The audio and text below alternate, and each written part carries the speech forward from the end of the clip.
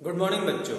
In the previous lecture हमने geography का first chapter start किया था जिसमें हमने रिसोर्सेज के बारे में उसकी डेफिनेशन थी उसको डिस्कस किया था और फिर बाद में रिसोर्सेज को क्लासिफाई किया था कि on which basis we can classify those resources, जिसमें हमने exhaustible resources on the basis of their nature, biotic है, ए बायोटिक है। फिर उसके बाद में डेवलपमेंट ऑफ रिसोर्सेज, कुछ ऐसे रिसोर्सेज है जो कि हमारे एबंडेंस में है बट लेकिन due to lack of technology हम उनका हार्नेस नहीं कर सकते और उनको यूटिलाइज नहीं कर पा रहे हैं। कुछ ऐसी सोर्सेज रहती हैं जो कि स्टॉक में अवेलेबल है बट लेकिन हम यूज नहीं कर पा रहे हैं। तो उसमें हमने पढ़ा था एग्जाम्पल, हमने राजस्थान वाला पोर्शन जहाँ पर सोलर और विंड एनर्जी का बहुत अच्छा स्कोप है बट लेकिन we are not doing enough कि हम उन सोर्सेस को यूज कर सके। फिर बाद में हमने पढ़ा था स्टॉक रिसोर्सेज, पोटेंशियल रिसोर्सेज। तो उसमें हमने हाइड्रोजन का एग्जाम्पल लिया था। हाइड्रोजन जो है बहुत ही वन ऑफ द, मतलब हम नहीं बोल सकते हैं कि एक ऐसा सोर्स है जो कि बहुत यूटिलाइज किया जा सकता है। ओके, बट लेकिन जिस तरह हम जानते हैं कि वाटर जो कंपोनेंट है वो H2O से बना हुआ है, इसमें हाइड्रोजन और वाटर मतलब वाटर जो कंपाउंड है इसमें हाइड्रोजन और ऑक्सीजन से बना हुआ है। बट लेकिन हम उस वाटर में से हाइड्रोजन को अलग करने जो टेक्नोलॉजी वो हमारे से नहीं होने के कारण हम हाइड्रोजन को एज एन फ्यूल के तौर पे यूज नहीं कर रहे हैं। और हम इसलिए हाइड्रोजन को एक अच्छा अल्टरनेट मान रहे हैं because water is abundance in our earth. Approximately 75% जो पोर्शन जो है अर्थ का वो वाटर से ही है। सो कहीं ना कहीं अबंडेंट रिसोर्सेस है बट लेकिन हम उसको यूटिलाइज नहीं कर पा रहे हैं। इसके अलावा और भी बहुत सारे सोर्सेस हैं, like most of the reverse में हम डैम्स कंस्ट्रक्ट करते हैं। तो ऐसा जरूरी नहीं कि हर रिवर्स में डैम कंस्ट्रक्टेड हैं और उसका यूटिलाइजेशन हाइड्रो इलेक्ट्रिसिटी में हो रहा है, क्योंकि वाटर इन डैम्स से हम हाइड्रो इलेक्ट्रिसिटी भी प्रोड्यूस कर सकते हैं बट लेकिन ऐसे कुछ ही डैम्स है जहां पर हाइड्रो इलेक्ट्रिसिटी प्रोड्यूस होती है। सो आज हम इसके आगे बढ़ेंगे और हम पढ़ेंगे development of resources. Okay, resources are vital for human survival as well as for maintaining the quality of life. It was believed that resources are free gift of nature. अब resources आज के मॉडर्न डे में देखें तो vital यानी कि एक important चीज बन चुका है for the survival of human and as well as for maintaining the quality of life that we are living. For example हम इलेक्ट्रिसिटी की बात करें, इस टाइप ऑफ एनर्जी और एक टाइप ऑफ रिसोर्सेज है। ओके, और कहना कि बहुत ज्यादा इंपॉर्टेंट रिसोर्सेज बन चुके हैं और जितने भी हमारे जो काम है, जितने भी हम एक मिनट भी बिना लाइट के नहीं रह सकते, क्योंकि हमारा एंटरटेनमेंट पर्पस, वेरियस पर्पस जो सब लाइट से, फैक्ट्री जो रन करती है वो थ्रू इलेक्ट्रिसिटी रन करती है। तो कहीं ना कहीं एक वाइटल एक इम्पोर्टेंट रिसोर्सेज है। और कुछ समय पहले ऐसा माना जाता है it is a free gift of nature, है ना। और इसी धारणा की वजह से आज ऐसी नौबत आ चुकी है कि बहुत सारे ऐसे रिसोर्सेज जो कि डिप्लीट होना स्टार्ट हो रही है। जैसे कि फॉर एन एग्जांपल हम इलेक्ट्रिसिटी प्रोड्यूस करते हैं तो कोल से। So coal is an exhaustible resources. India में आज भी 50% जो इलेक्ट्रिसिटी है वो कोल से प्रोड्यूस हो रही है। सो कहीं ना कहीं एक समय ऐसा आएगा जब कोयला जो है खत्म हो जाएगा, तब हम क्या करेंगे। ओके, और फिर पेट्रोलियम है, ये सारे कुछ ऐसे रिसोर्सेज हैं जो कि हम एबंडेंटली यूज कर रहे हैं और ऐसा सोच रहे हैं कि नेचर का गिफ्ट है and we are using it continuously, और अनजुडिशियली हम यूज करने की वजह से क्या हो रहा है, आज ये नौबत आ चुकी है कि this resources are depleting and in next 20 to 30 years they will be depleted totally. As a result, human being used to indiscriminately and use them indiscriminately and this has led to following major problem. Okay, अब human beings ने उनको use करते समय judicially use ना करते हुए करा, जिसकी वजह से कुछ मेजर प्रॉब्लम्स हुई। सबसे पहले प्रॉब्लम डिप्लीशन ऑफ रिसोर्सेज धीरे धीरे खत्म होती जा रही है। Accumulation of resources in few hands which in turn divide the society into segments that have and have nots और रिच एंड पुअर। इसके साथ साथ ऐसे ही देखा गया कि कुछ जो रिसोर्सेज हैं वो किसी पर्टिकुलर ग्रुप को दे दिया गया है तो दे बिकम तो उनके पास बहुत ज़्यादा अबंडेंस सोर्स में रिसोर्सेज हैं और उसकी वजह से वो बहुत ज़्यादा अमीर हो गए। एंड सम पीपल जो हैं जिनके पास रिसोर्सेज नहीं है तो वो they are poor. Indiscriminate exploitation of resources has led to global economical crisis, और जो अनजुडिशियली जो हम इसको यूज करते जा रहे हैं इन रिसोर्सेज को, जिससे कि एनवायरमेंटल प्रॉब्लम्स भी हो रही, ग्लोबल वार्मिंग हो गया, ओजोन लेयर डिप्लीशन हो गया, एनवायरमेंटल पॉल्यूशन हो गया, लैंड डिग्रेडेशन हो गया, लैंड खराब होते जा रहा है। Okay, and equitable distribution of resources has become essential for sustained quality of life and global piece. If the present trend of resources depletion by a few individual countries continues, the future of our planet is in danger।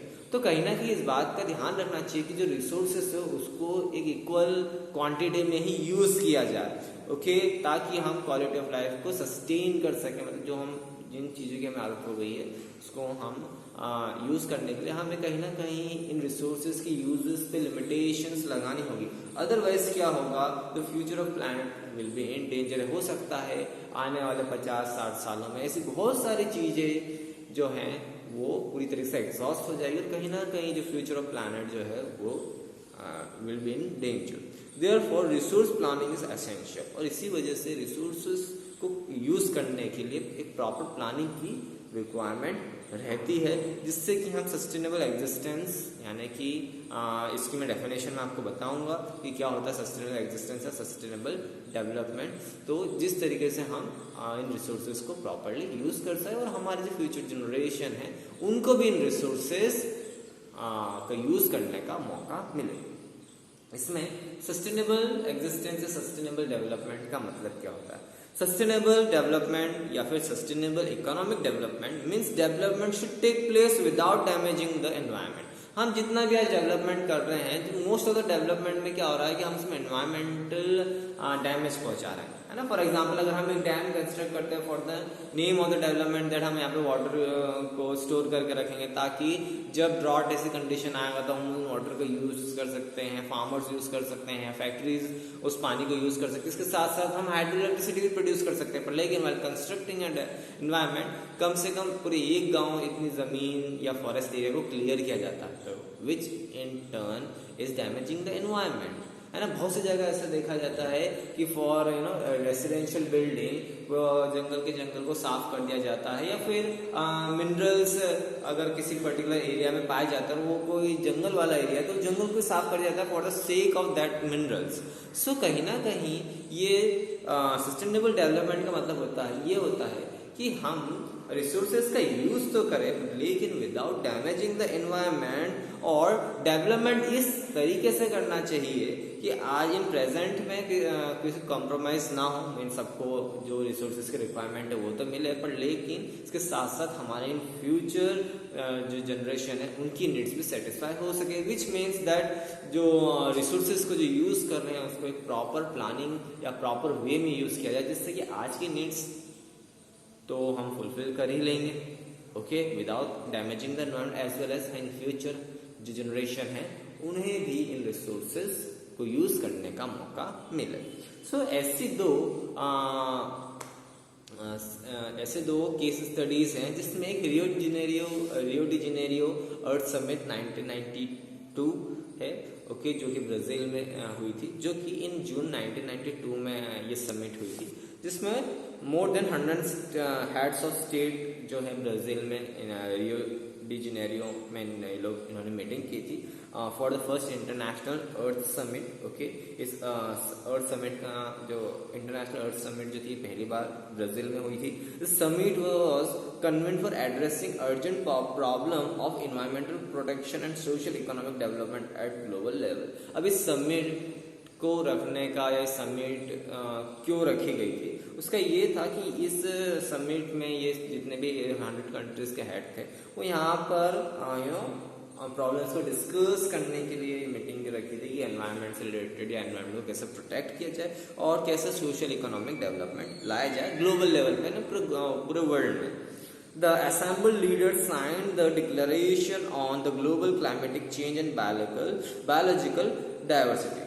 अब जितने भी assembled leader जो 100 leaders थे उन्होंने एक declaration पे sign किया which is known as global climatic change and biological diversity.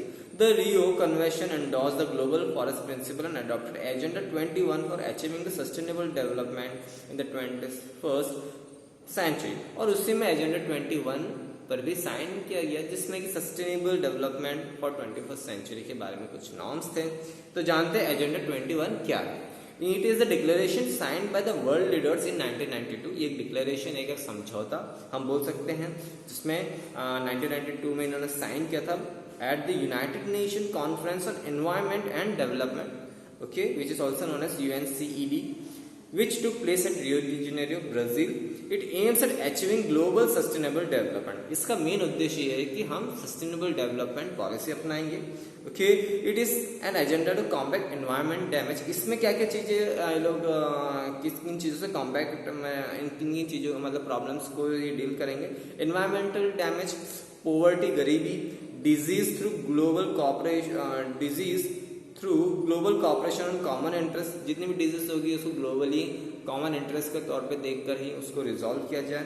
Mutual needs, okay, जितनी म्यूचुअल नीड्स एक कंट्री को दूसरी कंट्री से जो नीड्स होती है, लाइक एक कंट्री में कोई रिसोर्सेस नहीं है तो दूसरी कंट्री से वो लैंड करता है, और फिर इस कंट्री में जो रिसोर्सेस एबंडेंस में है तो वो उसका दूसरी कंपनी को शेयर करता है या बिजनेस करता है, जैसा भी जो भी सर्कमस्टांसेस रहते हैं। एंड शेयर रिस्पॉन्सिबिलिटी, और कुछ रिस्पॉन्सिबिलिटी जो कि आपस में इन्होंने शेयर की।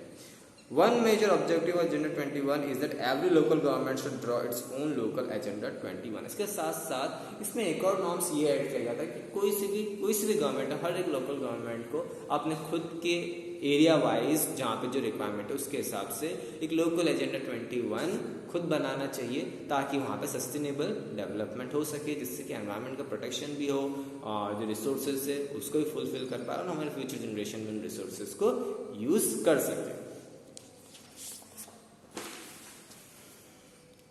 Now resources planning, okay, resources planning की रिक्वायरमेंट क्यों पड़ती, केवल इन्हीं प्रॉब्लम्स की वजह से, क्योंकि जिस तरीके से हम इनको यूज कर रहे हैं कहीं ना कहीं ना आगे जाके पूरी तरह से एग्जॉस्ट हो जाएंगे। Planning is widely accepted strategy for judicious use of resources. It has importance in a country like India which is enormous diversity in availability of resources. Planning one of the most important accepted strategy है, जो कि कहीं ना कहीं resources को judicious तौर पे use किया जाए, मतलब कि अबंडेंस रूप में नहीं, या फिर कई बार ऐसा देखा गया है कि जितने की रिक्वायरमेंट नहीं होती है उससे ज़्यादा रिसोर्सेज को यूज में ले लिया जाता है। तो कहीं ना कहीं जुडिशियस तरीके से इन रिसोर्सेज को यूज करने के लिए प्रॉपर प्लानिंग की रिक्वायरमेंट होती है। और इंडिया जैसी कंट्री में जहाँ पे various kinds of resources available हो तो वहाँ पे इसकी ज़्यादा रिक्वायरमेंट होती है। There are regions which are rich in certain types of resources, जैसे मैंने बताया कुछ ऐसे रीजन है जहाँ पे बहुत ही certain types of resources available है। And there are some region which can be considered self sufficient in terms of the availability of resources, and there are some region which is acute shortage of vital resources. अब कुछ regions तो ऐसे भी जो कि self sufficient हैं, मतलब कि वो खुद के जितनी भी नीड्स हैं उसको उन पर्टिकुलर एरिया में जो मिनरल्स प्रेजेंट है, जो भी रिसोर्सेज प्रेजेंट है, उनको यूटिलाइज करके उनको किसी और चीज़ की ज़रूरत ही नहीं पड़ेगी, वो सेल्फ सफिशिएंट है। और कुछ ऐसी जगह जहाँ पे इन रिसोर्सेज की बहुत ही ज़्यादा शॉर्टेज है। फॉर एन एग्जाम्पल, हम अगर स्टेट्स लाइक मध्य प्रदेश, छत्तीसगढ़, झारखंड, इन जगहों तो यहाँ पे रिच मिनरल्स है, वेरियस मिनरल्स है। आपको आयरन का मिनरल्स मिल जाएगा, बॉक्साइट का मिल जाएंगे, ओके, मैग्नीज के मिल जाएंगे, कोल के मिल जाएंगे, कोल डिपॉजिट्स मिल जाएंगे। पर लेकिन यहाँ पे देखिए कितने रिच मिनरल्स अवेलेबल है। बट लेकिन अगर हम अरुणाचल प्रदेश की बात करें तो वहाँ पे अबंडेंस वाटर रिसोर्सेज है, पर लेकिन वहाँ पे इंफ्रास्ट्रक्चर डेवलपमेंट नहीं है। मतलब कि यहाँ पे हम कंपेरिजन कर रहे हैं कि अगर आप झारखंड में जाएंगे, छत्तीसगढ़ में जाएंगे तो यहाँ पे आयरन माइंस हैं, वेरियस काइंड्स ऑफ माइंस। यहाँ पे इंफ्रास्ट्रक्चर ऐसा है कि हम इन मिनरल्स को एक्सट्रैक्ट कर सकते हैं, यूटिलाइज कर सकते हैं। और ऑन द अदर हैंड हम अरुणाचल प्रदेश चले जाएंगे तो वहाँ पे वाटर बहुत ज़्यादा अबंडेंस क्वांटिटी वाटर पर, लेकिन वहाँ पे इंफ्रास्ट्रक्चरल फैसिलिटी ना होने की वजह से हम उस जो वाटर रिसोर्सेज उसको हम यूटिलाइज नहीं कर पा रहे हैं अरुणाचल प्रदेश में। The state of Rajasthan is very well endowed with solar and wind energy but lakhs in water resources. अब एक तौर पर हम देखें राजस्थान और पार्ट्स ऑफ गुजरात, वहाँ पर सोलर एनर्जी और विंड एनर्जी दोनों ही बहुत ज़्यादा है, पर लेकिन वहाँ पे किस चीज़ की कमी है, वाटर रिसोर्सेज की। Okay. The cold desert of Ladakh is relatively isolated from the rest of the country. अब जो कोल्ड डेजर्ट है लद्दाख का वो पूरी तरह से आइसोलेटेड है, मतलब वहाँ पे जो जनजाति है, वहाँ पॉपुलेशन है बहुत ज़्यादा कम है, केवल वहाँ पे टूरिस्ट जाते हैं, वो भी पर्टिकुलर सीजन में, मतलब जो जिस सीजन में वहाँ पे टेम्परेचर जब मॉडरेट रहता है और घूमने के लिए अच्छा रहता है तो केवल उसी सीजन में जाते हैं, otherwise through out the year वो एक रिमोट एरिया ही रहता है। आई डोंट थिंक कि मुझे आपको बताना पड़े रिमोट एरिया, बिकॉज हम लोग 8th में बहुत अच्छे से इन सब चीज़ों को पढ़ चुके हैं। But it has a rich cultural heritage but it has deficient in water. अब इसके साथ साथ लद्दाख की अगर बात करें वहाँ पे बहुत ही रिच कल्चरल हेरिटेज भी है, वहाँ पे ऐतिहासिक चीज़ें भी हैं related to Buddhist missionaries and all that. इसके साथ साथ पर लेकिन वाटर डेफिशिएंट है, वहाँ पे पानी की बहुत ज़्यादा कमी है, इंफ्रास्ट्रक्चर भी सही अच्छा नहीं है, okay, and some vital minerals, और वहाँ पे जो वाइटल मिनरल्स जो होने चाहिए वहाँ पे अवेलेबल नहीं है। This calls for a balance resource planning at the national, state, regional and local level. और इसी वजह से हमें रिसोर्सेज प्लानिंग की रिक्वायरमेंट है at the national level, then state level and then state level से the local level, okay. Resources planning in India. अब India में किन तरीकों से रिसोर्सेज की प्लानिंग की जाती है, okay. Resources planning is a complex process involves identification and inventory of resources across the region of the country। सबसे पहला काम आइडेंटिफाई करना कि हमारे देश में किन किन एरियाज में कौन कौन से रिसोर्सेज करना, उनको अलग अलग उस हिसाब से क्लासीफाई करना है, ठीक है।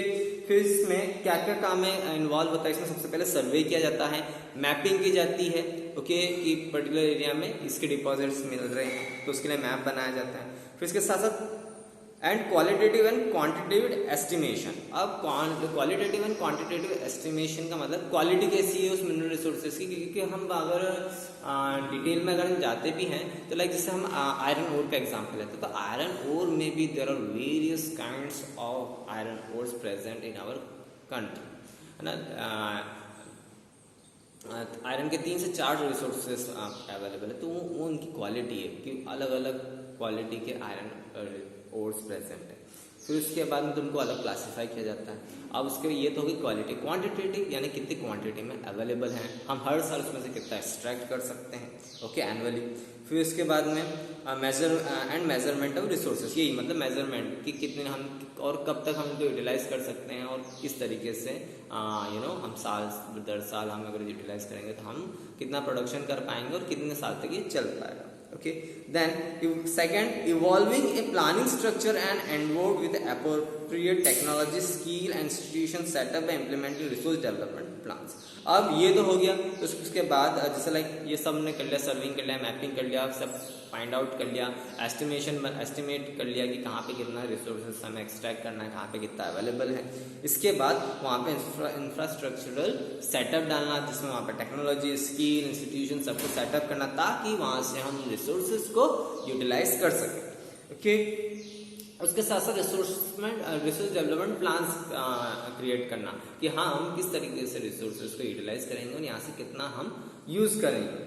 Third, matching the resource development plans with overall national development plans के साथ साथ इन जो भी रिसोर्स डेवलपमेंट प्लान्स बनाए उसको मैच करना नेशनल रिसोर्स डेवलपमेंट प्रोग्राम से, ओके, क्योंकि हर नेशन में कुछ ना कुछ रिक्वायरमेंट होती है, कुछ ना कुछ डील्स होती हैं, तो उन सबसे मैच भी करना है। ऐसा नहीं है कि दैट हम एक अलग ही क्वांटिटी में हमारे मिनरल्स जैसे लाइक स्टेट गवर्नमेंट है या लोकल बॉडीज़ हैं वहाँ पे, तो वो ऐसा नहीं हो कि वो ज़्यादा अबंडेंस मात्रा में निकाले जबकि रिक्वायरमेंट बहुत ज़्यादा कम थी, या रिक्वायरमेंट ज़्यादा है और हम कम हमने रिसोर्स डेवलपमेंट प्लानिंग के तहत हमने कम कर रखा।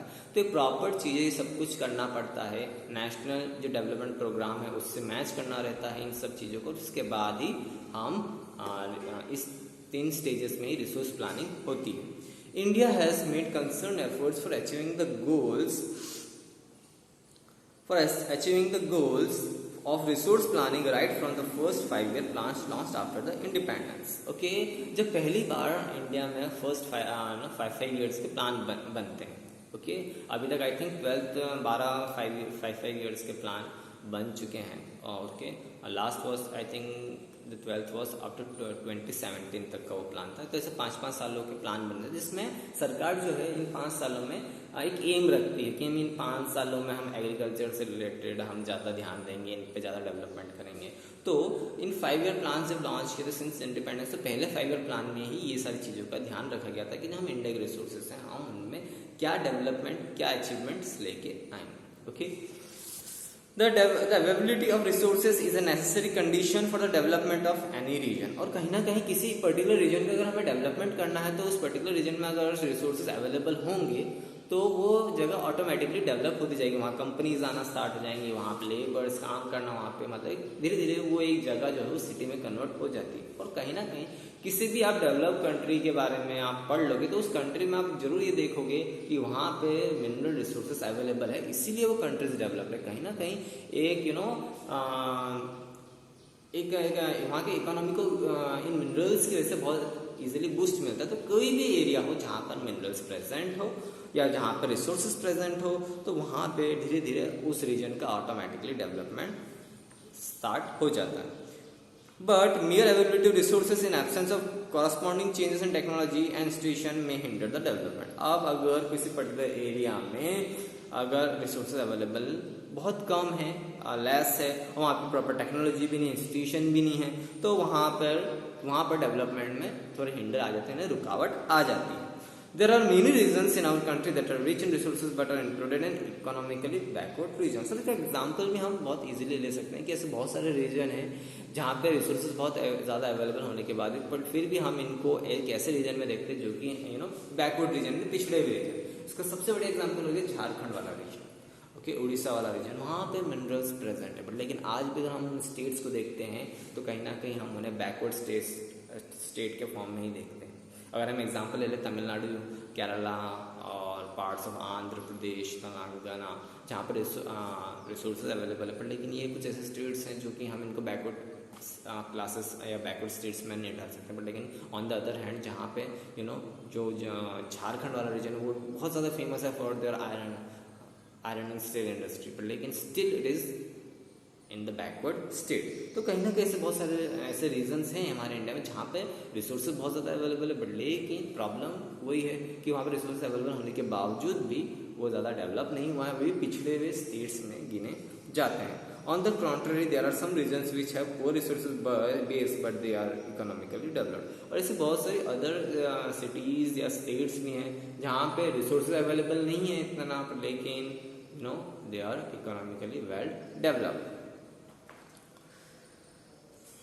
The history of colonization reveals that rich resources in colonies were the main attraction for the foreign invaders। और कहीं ना कहीं अगर हम इतिहास को अगर हम वापस पढ़ते हैं हिस्ट्री को, तो कहीं ना कहीं जो फॉरेनर्स ने हमें कॉलोनाइज करके रखा था ब्रिटिशर्स ने, उसका कारण यही था due to this mineral deposit. इसीलिए समय समय पे हमने देखा है कि वेरियस कंट्रीज ने हमें इन्वेड किया है, मीन्स हमला किया था और यहाँ पे राज भी किया था। It was primarily the higher level of technological development of the colonizing countries that helped them to exploit resources of other regions and establish their supremacy over the colonies। और यही एक प्राइमरी कारण भी रहा था कॉलोनीज का हम पर राज करने के लिए, और उनकी जो टेक्नोलॉजी लेके आई वो अपनी टेक्नोलॉजी लेके आई जिससे कि इन्होंने यहाँ पर आके जितने भी रिसोर्सेज थे उनको एक्सप्लॉइट करना स्टार्ट कर दिया, और धीरे धीरे उन जब रिसोर्सेज को यूज़ करके वो पावरफुल बनते गए तो उन्होंने फिर अपने सुप्रीमेसीज यहाँ पे क्रिएट कर ली।